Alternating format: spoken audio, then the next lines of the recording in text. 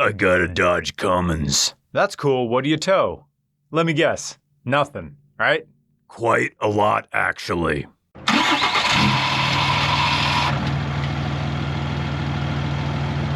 I'm driving a Dodge Cummins. And I'm gay! Regular Car Reviews is an LGBTQ positive show. Brian is merely stating the fact that he is an openly gay, middle-aged man driving a turbo diesel pickup truck.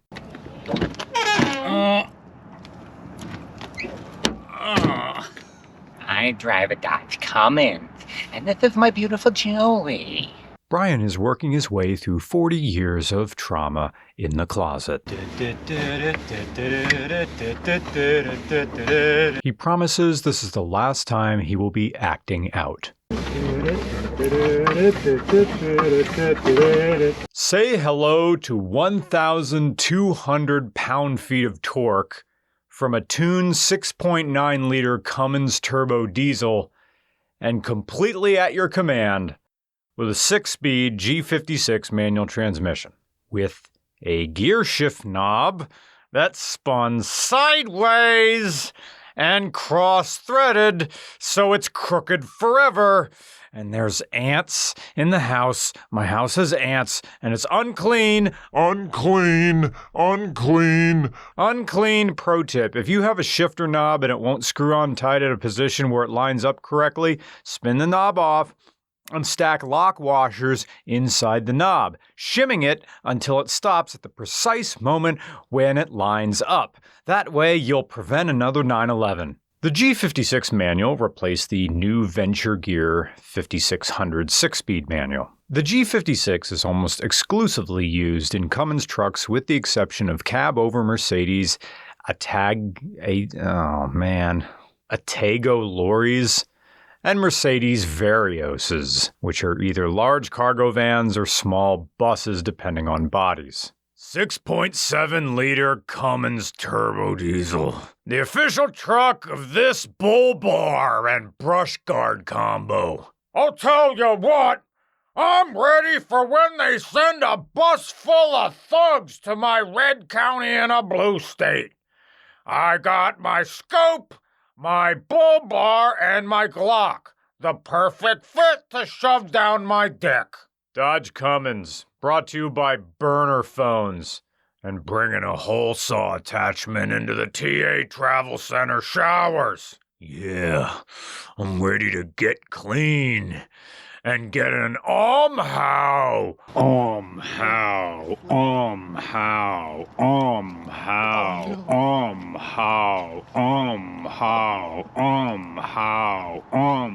This episode of Regular Car Reviews is sponsored by Factor. It's too hot.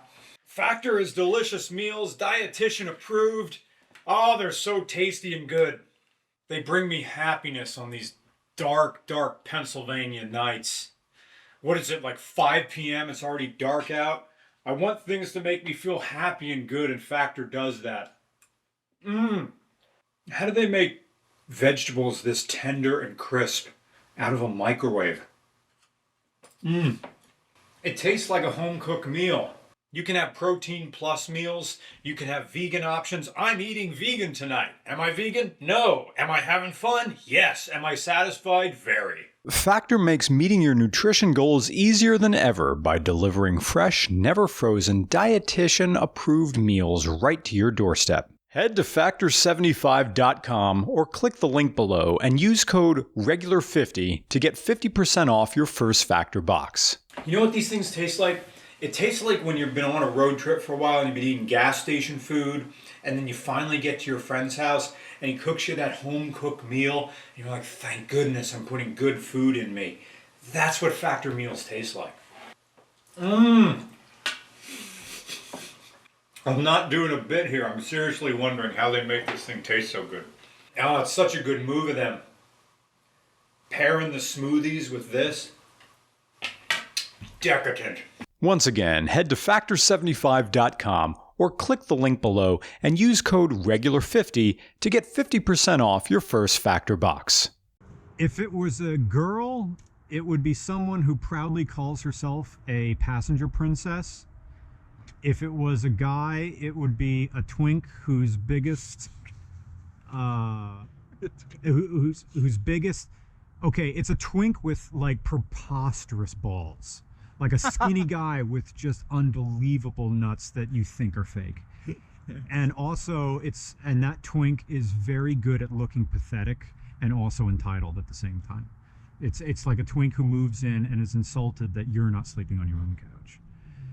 That's kind of it. It's a handful, but when it delivers, it gives top-notch dome. Oh yeah, this is my burner phone for calling men. We're fathers on the down low. We both like skee-ball and looking at the ocean and holding hands. It doesn't mean anything.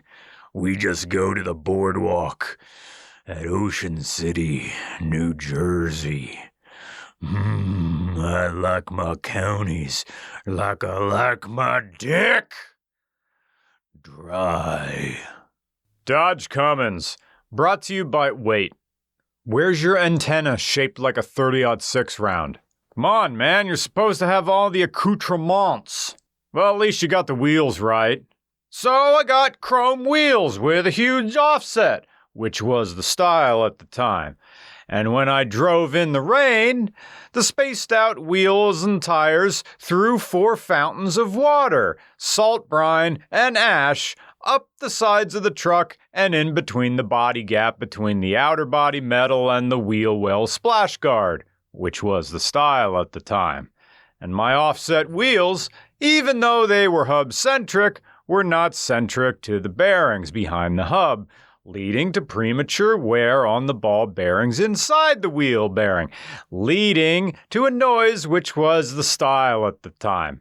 So I tied an onion on my belt and blamed everyone, including the Chinese government, when I needed 4 new wheel bearings. Reese's miniatures are my comfort food, and so is the cum of other men. But if I want to pull up this hill... Yeah, so do you want to do a pull? You want to go, we're going right? We're going right. Okay. We're not going to stay there for long. So go ahead and turn your tuner. Turn that, it's all, do this. 1, 2, 2 clicks. 1, 2. Yep. Okay, starting in second still. Oh, go. Third. Grab And time to third. Third. Grab fourth. It'll load up.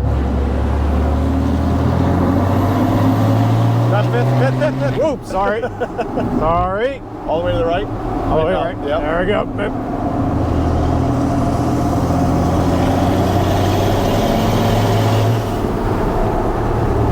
So, 2,000 is the end of the world?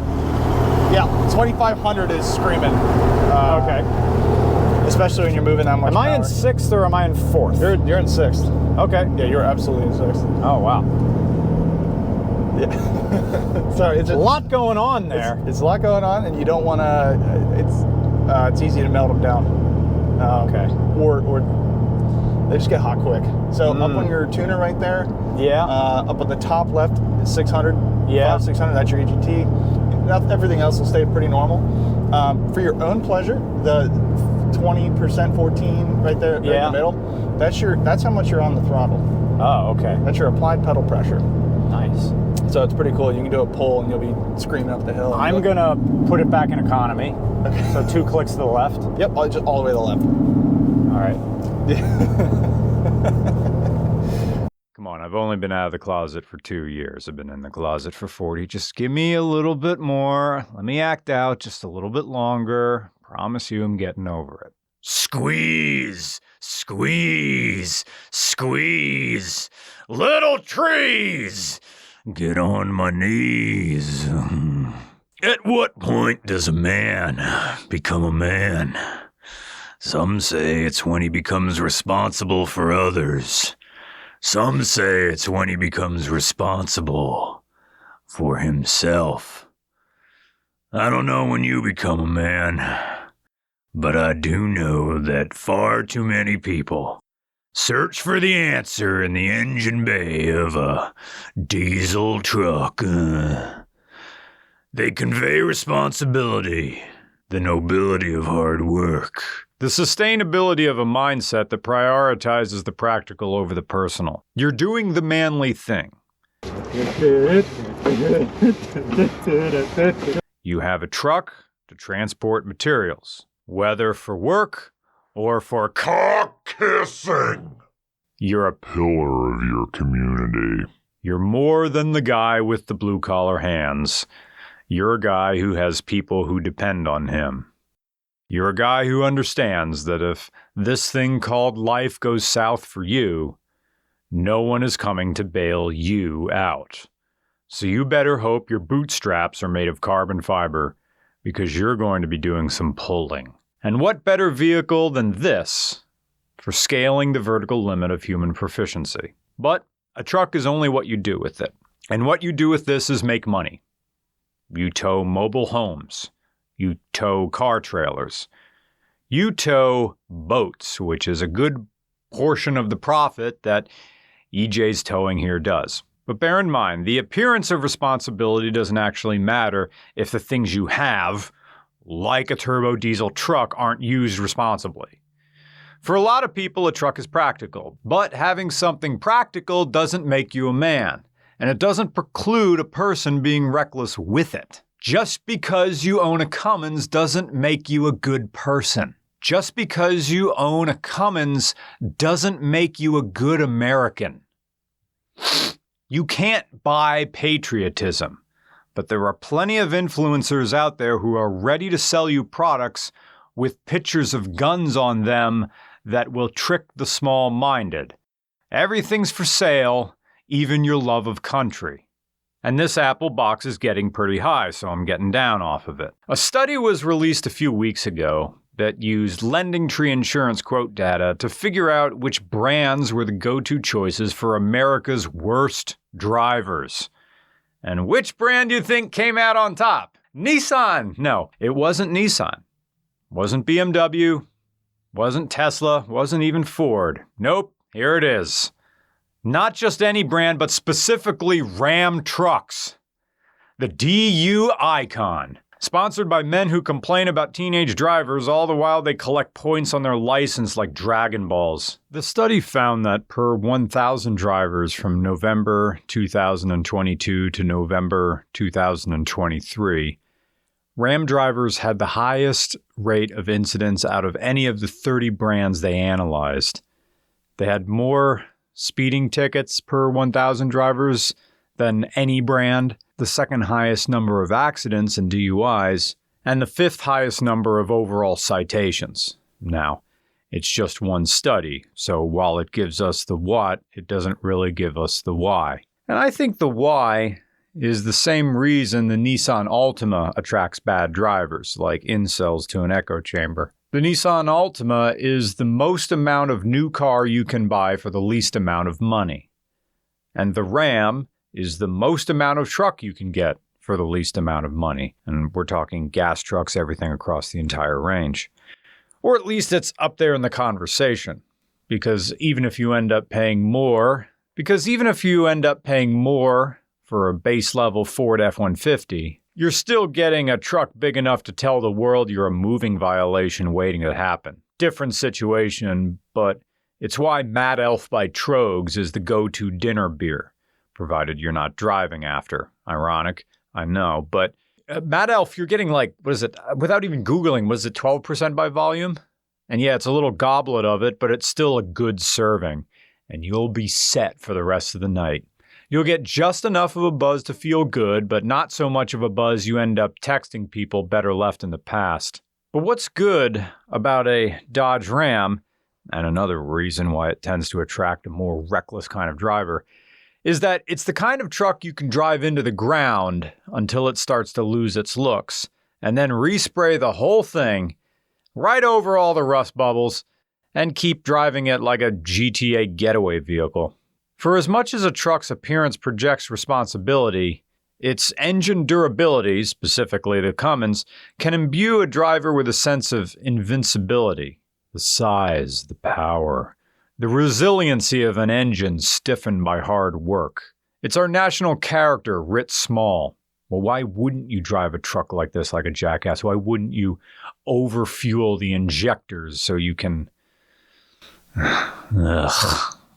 Why wouldn't you think you could muscle people off the road, go 25 over the speed limit, or merge into a crowded freeway after a 5-beer lunch? But there are only so many times you can tell an officer you are only swerving because of the black ice in the middle of July. A Cummins can't be what it represents. It can only be what you do with it. To be a responsible truck owner, you have to be a responsible truck driver. To this end, Evan has kept up to date with all the maintenance on this Ram Cummins. Evan states, with the tune, this makes 1,200 pound-feet of torque. What's the horsepower? I don't know. Let's just say 600. He was able to tow a very large boat up a hill, accelerating. Unladen, even with the tune, he can get 25 miles per gallon on the highway. And if you're here just experiencing diesel engines for the first time, yes, they are the curious intersection between crazy high torque and weirdly good gas mileage. Now I know, you don't buy a Cummins because you want good fuel economy. Well, maybe you do. You certainly want long range, because if you're in the hotshot delivery business, every cup of fuel counts. Other stuff. I know we talked about the transmission before, but now this has a different one. It's a new transmission. The original 6-speed G56 manual transmission grenaded itself, so he replaced it with an SP Precision G56 6-speed, which supposedly fixed the problems of 1,200 pound-feet of torque just eating gears. So he's got 20,000 miles on this transmission, so it's still good. Other mods include a 5-inch straight pipe, EFI Live software, the factory block is still stock, and emissions, what emissions? If you're new to Pennsylvania, not all of our counties have emissions regulations. This truck of his has become a thing that requires constant tinkering. It's like a dish that's seasoned to a specific taste. A Cummins like this almost won't let you stop working on it. There's always something. Evan has gone through 8 fan clutches. I don't know, they just keep dying. He keeps replacing them. Well, an ounce of prevention is worth a pound of cure, etc. Because the alternative is waiting for things to go bad and then going to a shop and waiting for a phone call, praying your Christmas bonus doesn't vanish in the bargain. No, please listen to me. No, listen. Just tell me what my car needs. I don't have we would recommend money. And so you put the unspoiled elbow grease of preventative maintenance into a Ram truck with around 200,000 miles and a clutch with 140,000 miles on it. A truck that, according to Evan, has been to every state in the lower 48 at least 5 times.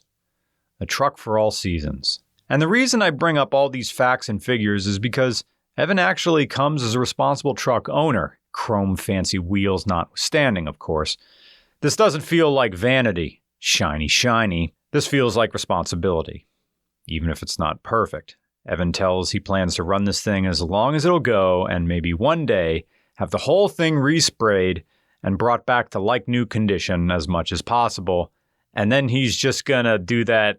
He said he's gonna do the Cummins thing where it just becomes the daily, where you're known around town by your metal on metal clanging of this thing starting in 20-degree weather. Well, he can do that because the 6.7-liter Cummins is light years ahead of the 5.9, which was basically glorified 80s technology. Comparing a 6.7-liter Cummins and a 5.9-liter Cummins is like comparing a Corolla to a tractor. It was redesigned from the head to the valves to the injectors ever since Ram trucks became their own separate division in 2010. The clock's been winding down on manual transmissions, though.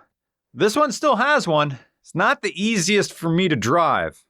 I feel a little bit embarrassed because all the power comes in a grand cymbal crash and then it's gone again. This was the second to last year for manuals on this Cummins. And while the big pulls are dangerous because you can easily break loose at highway speeds, and I concede that really for towing, an automatic is going to last you longer, but it doesn't have the street cred that this big stick does. This big stick. And of course, you could break the rear tires loose and do those burnouts where you get white smoke coming from the wheels and black smoke coming from the exhaust. The 6.7-liter Cummins is a truck that invites mistakes. It's easy to see how people can make them in this, how the sum total of all those mistakes can cast a shadow on the reputation of Ram drivers. But any of us can choose to grow past our mistakes. Any of us can choose to be more responsible. However, not everyone will have the opportunity to outgrow their perception. In a way, the marketing behind the Ram Cummins as a quintessentially rugged, dependable facsimile of the American experience is a thing of the past. The archetype of the big dick paycheck stacking provider driving into the bedrock of these purple mountains of majesty, well, that's all been overshadowed by what feels like an identity that doesn't desire to gatekeep the experience of owning a pickup truck. Rams have become progressively more accessible to people who might not be truck people at heart but want to be seen as them.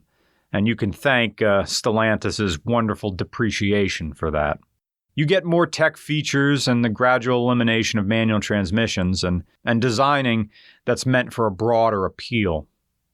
And that's fine. Make your money. Anybody can drive a Cummins. But not everyone should. Okay, so pulling out here, still second gear? Yeah, if you're moving. Jesus Christ, Brian. What did I do wrong there? Like I said, just a lot of slop. Grab third, and try not to you can let the clutch out sooner than you think you can. Okay, now we have a red light on a slight hill turning left. First gear or second gear? First gear. First gear.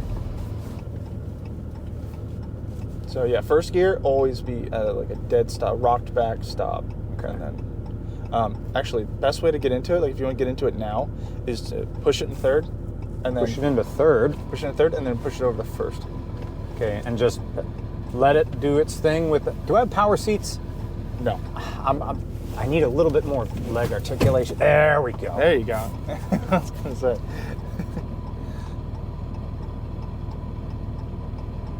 Oh, and we don't get a left turn here. I don't get a left arrow. So I got to be really smooth. Honestly, this is way more complicated than I thought. Go. This almost has. All right, come on, girl. And then second immediately. Come on. And then don't buck it. Let me grab third. Can grab third. Get on a little bit. Grab fourth. And go on a little fifth. And get on a little bit, and I'm gay. It's definitely different. It's not like driving a car. Yeah, that older Cummins was easier to drive. There's something else going on at shift. There's something else going on here. Run this route in fourth. Run it in fourth? Yep. All right. The tolerances feel closer, and the engine feels much more kind of feel like temperamental. There's a lot of sawing at the wheel, There is. There's more sawing in the wheel with this than there is in my 63 Galaxy. And I'm driving a Cummins. And I'm frauding, which is the act of rubbing your dick against another man helps if you're both hard. And that's an awesome thing, because it feels like your dick is even bigger than it is. But you're holding two of them at the same time. And you gotta pick whose chest you want to come on. And I'm driving a Cummins and I'm gay. And a second gear. And I'm still in performance mode. And there's nobody else. So here comes the hill. Here's power and shift. And then power and then, whoa, that's a lot of power all of a sudden. Okay. Sweating a little bunch. I drive a Cummins and I'm in Pennsylvania. I like the Cowboys for some reason I can't explain. And I'm from Lancaster County. No, I'm not. I'm from Perry County, Pennsylvania. And I have a affected Southern accent that I wasn't born with. I put it on because I don't like that my state's a swing state. So I wear a cowboy hat instead of a baseball hat. I'm from Perry County and I drive a Cummins and I'm gay. Do you want Do you want to go up the hill and do you want me to take you on a pull? Because you didn't even open it. I honestly don't want to push my luck because... Do you want me to drive it up the hill once? Because this is kind of like the defining thing of it. Like, please, let me show you once. I know you really want to show off your truck. And I know it can probably do some amazing things, but I have this thing where the video shoot's completed and Just slide that back up. any sort of... Oh, yeah, just leave it there. just leave it there? Okay. Is it kind of the one more thing? Like, if we do one more thing, there might be an accident or like a... Right. It's like, we're done now. It's like, No, the video shoot's over and nothing bad has happened That's yet. very valid. So, any sort of hootenanny that we do with this thing, it's going to be fun, but... No, I totally get it. Yeah. I totally get it. Should I let it idle for a while? No, you're cold. 298, so like below 350 is fine. Hell yeah, dude. What do you think, though? I mean, just weird? It is weird. It's like having a parent who's emotionally unregulated, because when we're pulling out from a stop, it's gear, but in town it's hold it, Yeah. hold it, none of this. So the movement, unlike a gas vehicle, or honestly, unlike the older Cummins that we did, that one you just sort of, we're in and out of gears and it was fine. And this, probably because it's set up different, the vehicle speed matters way more than engine speed. That was my impression. Yeah, I was going to say, too, there's a torque curve that you have to, that you ride in the torque curve regardless of RPM almost.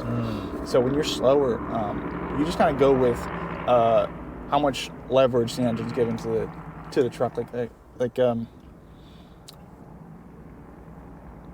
Yeah, like I was saying, just it's hard. It's really hard to describe. It's really hard to describe when you're talking about torque. There's more variables in your truck than it was in the other two diesels that I remember. The easiest to drive was the Ford IDI. Yeah. But that only went 50 miles an hour. Right. That thing from it was like early 90s or like 89. It's a 4-speed and it just goes hugga chugga chugga chugga chugga. That's all it does. It does one thing. The other one sort of drove normal-ish, and then but that again it wasn't the that was what 580 foot-pounds of torque. This is 4 figures. This is 1,000. So it's obviously it's going to be different. Right.